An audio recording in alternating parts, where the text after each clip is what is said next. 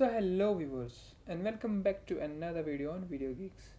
So in today's video we're going to take a look at the Playwright's Trace Viewer, and we're going to talk about how we can use this running and debugging in your Playwright. So the concept of debugging your test using the Playwright, that's something that you want to explore, because in the Cypress we had something called Cypress Test Runner, with which we were able to debug the test, because let's say if there are some failures, you won't know just by looking at the terminal output. So you need some GUI, right? So for that we have the option of Trace Viewer.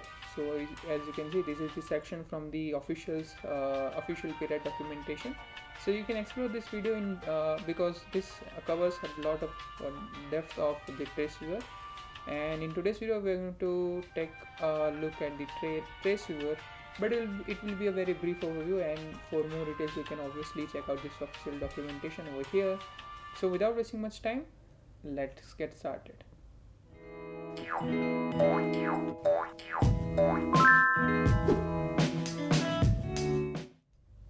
So this is the Playwright GitHub repository that we are maintaining from the first video itself. So I'll create a lesson 4.md file over here in the lesson folder for you to understand. That will just has the base information or the basic information about the Trace Viewer. So Trace Viewer is nothing but the GUI that you can use to debug your test cases basically. So if you are new to this video, before we start this video, I would like to say that we have covered a lot of chapters on the Playwright itself and on the Cypress also. And for someone new, Cypress is also something called automation testing tool or framework, same as Playwright. So if you want to explore those videos, I'll have a link over here in the I button popping up right now, or you can also check out the description box for the links. So moving on to the Trace Viewer, you can click this option, this checkbox over here, and I suggest you to download the Playwright extension. So if you search from the extension, if you write Playwright, so there will be extension from Microsoft. I suggest you to install this because that has a lot of options and utilities for you to explore. So you can, from here only, you can select the projects. So how many projects you want to run: Firefox, WebKit, Chromium. By default it will be Chromium only. You can easily pick a locator. If let's say you will click over here, the code gen window that we saw earlier in the previous video, that will appear, and you can easily select the locator. If you want to record a test in the code gen, you can just hit this button. It will basically create a new file and record the tests that you want to record, and also record at cursor. So wherever you put your cursor and then hit this record button, so at the cursor only the code gen will open, and all the actions that you perform, that will be recorded on the cursor itself. Also there are certain other settings that you might want to explore. If you want to open the Trace Viewer, you can just click this, and normally when you run this npx Playwright test, the Trace Viewer will open. But if you want to open it using the command line, you can just use this command, which is called npx Playwright test. You can also write the file name if you want to test the particular file. But if you want to perform test on all of the tests that you have written, you can just, after this normal command that you used for testing all of your test cases, which is npx Playwright test, after that you can just fit this command, which fit this option basically, that is called -ui. So let's just execute this command and see how the test viewer is looking. So as you can see on the screen, this is the Trace Viewer window. So you can see this has some of the configuration options for us. So this is the timeline window where all the timeline will be shown. From here you can configure the projects, so and the test cases that you want to see over here. If you want to just see the past test cases, you can click over here. Since we have not executed any of the test cases, you won't see any of the test cases when you filter for the past test cases. For projects, you can also choose to run in the different projects, but we'll select the Chromium. You can also simultaneously run on multiple of the projects or multiple browsers. And that's the by default setting. Testing options, you can choose if you want to perform on the single worker or multiple workers.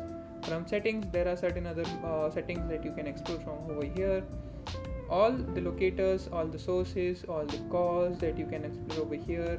You can also explore the console logs if you have certain console logs in your written in your code, so all those console logs will be shown over here once you execute the test cases, right? The network request, so whenever the test is being performed and there might be some network request or API calls that you will see over here in this section. Attachments, so if there are any attachments that is being downloaded or uploaded, all those will be shown over here. Then this is the window where you will see the test cases. This is the window where you will see your actions being performed. So now let's just execute the test and see how it looks. So as you can see, all the test cases has been executed and all the test cases are passed, so there are none failures. And as you can see, all the test cases are visible like this. Once you click on any of the test case, you can see the actions that are being performed. You can also see the timeline over here. So once you hover on the timeline, you can see the changes happening over here. You can also observe by yourself from, let's say, clicking on the particular section over here. Also you can see the console log, the network request over here, or you can also see the calls or the sources. So whenever you click on, let's say, this action that was performed by this line of code, so line of code that is responsible for this action will be highlighted over here. So this is the code that we have written on our file second and third.spec.ts file. Also before hook, so this is the before hook. So all of the steps that you might see over here, that will be highlighted on this window over here for you to understand in brief. You can also attach or detach this window. You can also rearrange this however you like. So if you want to explore it like this, so you can explore it like this, and you can have a look at what actions are responsible for, or what line of code are responsible for what actions.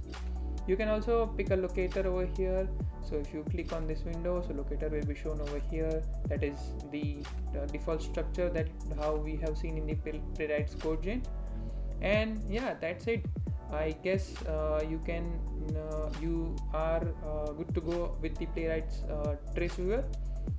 So this window is similar to the Cypress test runner that we have seen, and you can easily debug your test cases. Let's say there are certain failures, you can easily debug by observing the console or the network request or any of the tabs that you might want to that might be related for your test case failure, right?